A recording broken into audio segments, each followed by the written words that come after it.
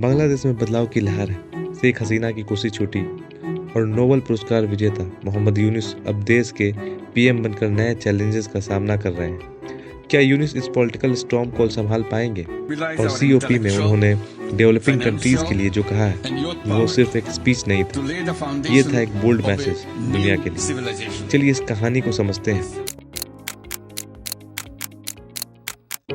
Imagine करें आपके घर की छत धीरे धीरे गिर रही हो और आपको उसे ठीक कराने के लिए उन्हीं लोगों के पास जाना पड़े जो इस प्रॉब्लम का रीजन बने हैं।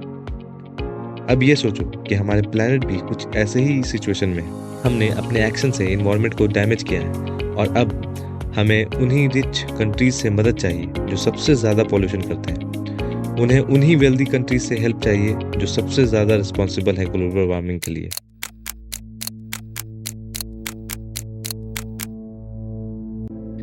दोस्तों, COP29 जो अभी अभी अजरबैजान के बाकू में ख़त्म हुई। COP का मतलब है 29th कॉन्फ्रेंस ऑफ पार्टीज। ये एक ग्लोबल समिट होता है जहां दुनिया भर के लीडर्स और एक्सपर्ट मिलते हैं, क्लाइमेट चेंज के सॉल्यूशन डिस्कस करते हैं, टारगेट सेट करते हैं और ग्लोबल वार्मिंग को रोकने के लिए एक्शन प्लान बनाते हैं।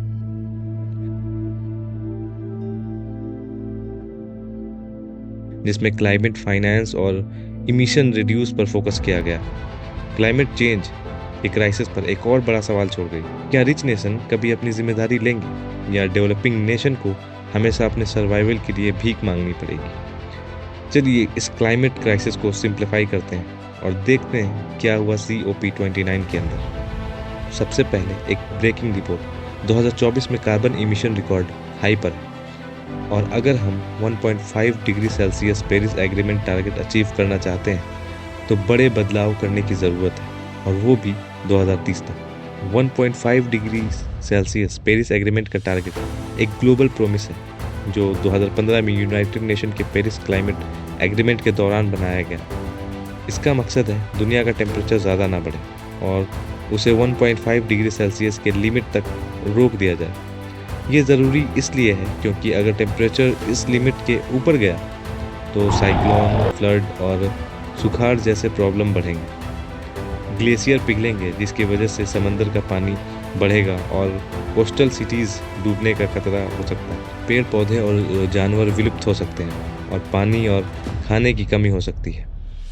ये अचीव करने के लिए हमें कार्बन इमिशन को जल्दी और ज़्यादा कम करना होगा और सोलर और विंड जैसे रिन्यूएबल एनर्जी रिसोर्सेज का यूज़ करना होगा। साइंटिस्ट कहते हैं कि अब एक्शन लेने का समय बहुत कम है। ग्लोबल कार्बन प्रोजेक्ट के साइंटिस्ट कहते हैं नेट ज़ीरो टारगेट को 2030 में अचीव करना होगा वरना समय हाथ से निकल जाएगा। नेट ज़ीरो टारगेट का मतलब है जितनी ग्रीन हाउस गैस हम एटमॉस्फेयर में डाल रहे हैं उतनी ही वापस हटाएं। इसका एम है ग्लोबल वार्मिंग को रोकना। इसका मतलब बैलेंस बनाना है। जो कार्बन डाइऑक्साइड और गैस हम इन्वायरमेंट में रिलीज करते हैं उन्हें प्लांट टेक्नोलॉजी या नेचुरल मेथड से एब्जॉर्ब करना। एग्जाम्पल के तौर पे पेरिस एग्रीमेंट 2025 तक कार्बन न्यूट्रल बनाना, इंडिया 2070 तक नेट ज़ीरो टारगेट, UK 2050 तक टारगेट अचीव करना। नेट ज़ीरो का मतलब है क्लाइमेट चेंज का फाइट करना और फ्यूचर सेफ बनाना। लेकिन परेशानी ये है कि कार्बन इमिशन कंट्रोल तो छोड़ो, फाइनेंस के नाम पर एक फिश मार्केट चल रहा है। डेवलपिंग नेशन जैसे बांग्लादेश, बहामास और पैसिफिक आइलैंड क्लाइमेट चेंज का सबसे ज़्यादा इम्पैक्ट फेस करते हैं। बाढ़ और सूखा उनके लिए कड़वी हकीकत है। बांग्लादेश के लीडर मोहम्मद यूनुस ने COP29 पर एक स्ट्रॉन्ग मैसेज दिया। ये उनका प्रॉब्लम है जो रिच कंट्रीज ने शुरू किया। हम क्यों उनसे मदद मांगने आए? और ये सच है कि डेवलपिंग नेशन चाहते हैं कि $1.3 ट्रिलियन का एनुअल फंड अप्रूव हो क्लाइमेट एडेप्टेशन और ग्रीन एनर्जी के लिए, लेकिन अभी मिल रहा है अमाउंट सिर्फ एक छोटी फ्रैक्शन है। क्या ये फेयर है?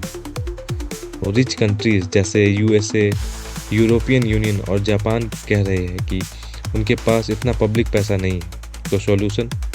Private sector investment. NGO ने इसे ताना मारते हुए बोला, रिच नेशन प्राइवेट सेक्टर को एक मैजिक मनी ट्री समझते हैं। ये अप्रोच ग्राउंड रियलिटी से डिस्कनेक्टेड है क्योंकि डेवलपिंग कंट्रीज के पास प्राइवेट सेक्टर मोबिलाइज करने के रिसोर्सेज नहीं होते और सबसे बड़ा प्रॉब्लम है लोन्स।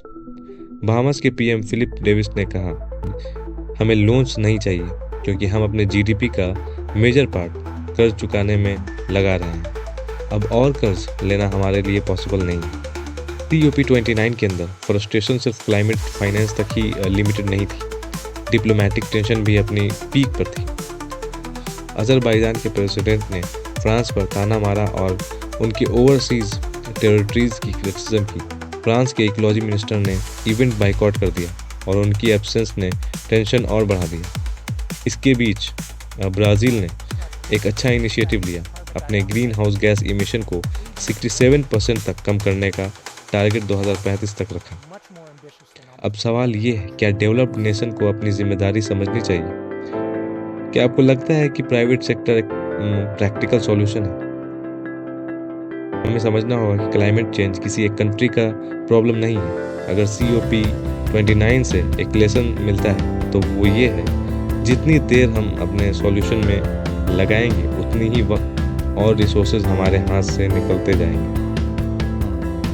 तो दोस्तों, आपका क्या कहना है? क्या रिच नेशन को ज़्यादा जिम्मेदारी लेनी चाहिए या डेवलपिंग नेशन को अपना अलग अप्रोच अडॉप्ट करना चाहिए? कमेंट सेक्शन में अपने थॉट्स ज़रूर शेयर करें और अगर आपको ये वीडियो पसंद आए तो लाइक करें, शेयर करें और चैनल को सब्सक्राइब करें। हर एक सब्सक्राइबर हमारे मिशन का एक हिस्सा है, एक बेटर और सस्टेनेबल फ्यूचर के लिए।